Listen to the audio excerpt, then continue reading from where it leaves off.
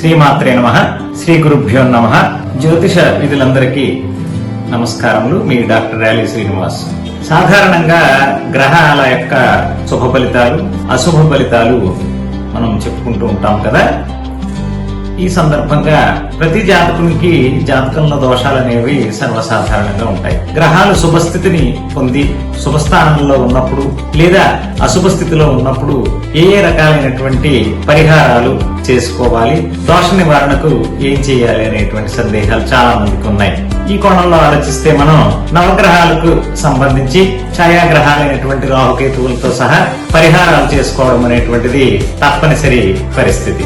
రవి, చంద్ర, కుజ, బుధ, గురు, శుక్ర, శని, రాహుకేతువులు నవగ్రహాలు ఏ రకాలైనటువంటి ఫలితాలను శుభ అశుభాల పరంగా అందజేస్తున్నాయో మనం జాతక పరిశీలన చేసినప్పుడు తెలుసుకుంటాం. ఈ కోణంలో చూస్తే సూర్యాది నవగ్రహాలు ఇచ్చేటటువంటి శుభ ఫలితాలు, దోష ఫలితాలు వేర్వేరు వీడియోల్లో మనం చెప్పుకోవడం జరుగుతుంది. ఇప్పుడు ప్రధానంగా నవగ్రహాలలో గ్రహరాజు అయినటువంటి రవిగ్రహ దోష నివారణ కోసం ఏ రకాలైనటువంటి పరిహారాలు చేసుకోవాలో ఒకసారి చూద్దాం. గ్రహరాజు అయినటువంటి సూర్యుడు జాతకాన్ని దృష్టిలో పెట్టుకుని ఇచ్చేటటువంటి ఫలితాలను చూద్దాం. గ్రహరాజు అయినటువంటి సూర్యుడు మేషలగ్నాత్తు పంచమాధిపతి అని చేత తండ్రిని సూచించేటటువంటి వాడు, సంతానాన్ని సూచించేటటువంటి వాడు, హృదయ స్థానానికి సంబంధించినటువంటి వాడు కాబట్టి ఎక్కువగా ఈ కారకత్వాల మీద ప్రభావాన్ని చూపుతాడు. రవి అష్టమాధిపత్యం చేత గాని, రవి షష్టాధిపత్యం చేత గాని, రవి నీచ స్థానంలో ఉన్నప్పుడు గాని జాతకుడు ఈ దోషాలను అనుభవించక తప్పదని చెప్పి వేద జ్యోతిషం మనకి తెలియజేస్తుంది. దీన్ని దృష్టిలో పెట్టుకుంటే మనిషికి అనారోగ్యపరంగా తనుస్థాన కారకుడు, ఆత్మకారకుడు కాబట్టి శరీరం మీద ఉండేటటువంటి అవయవాల్లో గుండె, కళ్లకు సంబంధించినటువంటి వ్యాధులతో బాధపడటం, అలాగే ఆత్మకారకుడు కాబట్టి ఆత్మనిర్దేశం చేసుకోలేక అంటే తనను తాను తెలుసుకోలేక చేసేటటువంటి తప్పులు, రాజకీయ అధికారిక సంబంధమైనటువంటి సమస్యలు ఎదుర్కోవడం, అలాగే వైద్య సంబంధమైనటువంటి అనేక దుష్పరిణామాలను ఎదురు చూడటం రవిదోషముగా మనం చెప్పుకుంటాం. రవిదోషం నివారణ కోసం ముఖ్యంగా చేయవలసినటువంటిది ప్రతిరోజు సంధ్యావందనం. ఉదయకాలంలోనే ప్రాతకాల సంధ్యావందనం అనేటువంటిది చాలా ప్రధానమైనటువంటి అంశం. ఉదయాన్నే లేచి సూర్య భగవానుడికి అర్ఘ్యము అంటే నీటిని మనము ఉదకమును విడుచుట ద్వారా సూర్యదేవుడికి నమస్కారం చేసుకోవడం, రవిగ్రహానికి అర్ఘ్యము ఇవ్వడంతో పాటుగా జపాదులు, శాంతులు జరిపించుకోవడం, సూర్య నమస్కారములు ప్రతిరోజు చేయడం, అలాగే గోమాతకు పూజ చేసి అరటిపళ్ళు మొదలైనటువంటి ఆకుకూరలు తినిపించడం వంటివి చేయడం ద్వారా సూర్యగ్రహానికి సంబంధించినటువంటి దోష నివారణ జరుగుతుంది.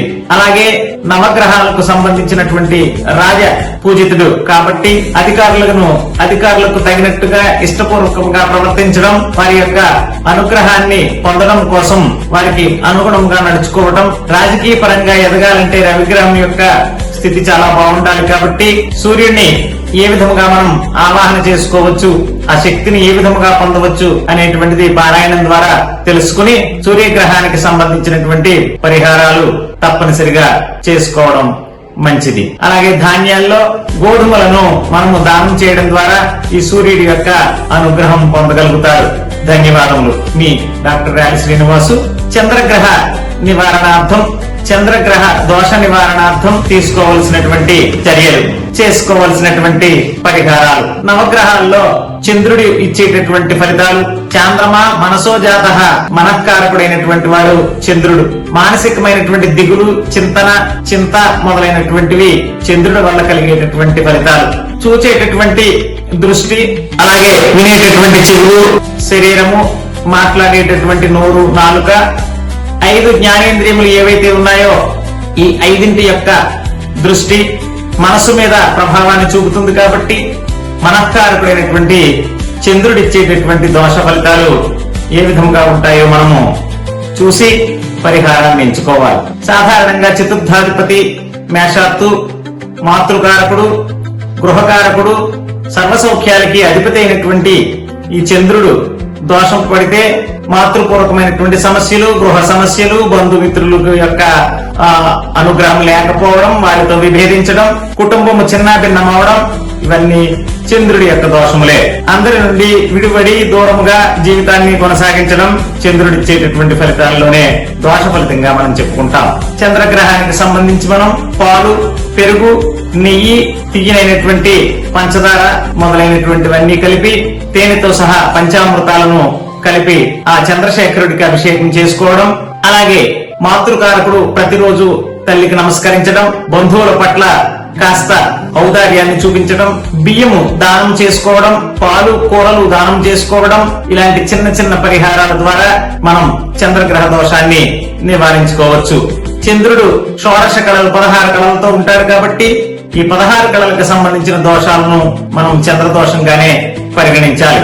కాబట్టి కళాత్మక విద్యలు ప్రదర్శించేటటువంటి సృజనాత్మక విద్యలు ఏవైతే ఉన్నాయో ఇవన్నీ కూడా చంద్రుడి యొక్క ఆధిపత్యం చేత నడుస్తాయి. ఇటువంటి కళల్లో రాణింపు సక్రమంగా లేకపోవడం, కళల్లో ప్రదర్శనలో లోపభూయిష్టత, నేర్చుకుందామంటే సక్రమంగా నేర్వలేకపోవడం, ఎదుటివారి పట్ల అసూయ ద్వేషాలు కలిగి ఉండడం, మనం నేర్చుకునే దానికంటే ఎదుటి వాళ్ళు నేర్చుకున్నటువంటి స్థితిగతుల మీద ఎక్కువ ఆలోచనలు చేయడం, ఆలోచన అపసవ్యంగా ఉండడానికి కారణము చంద్రుడే.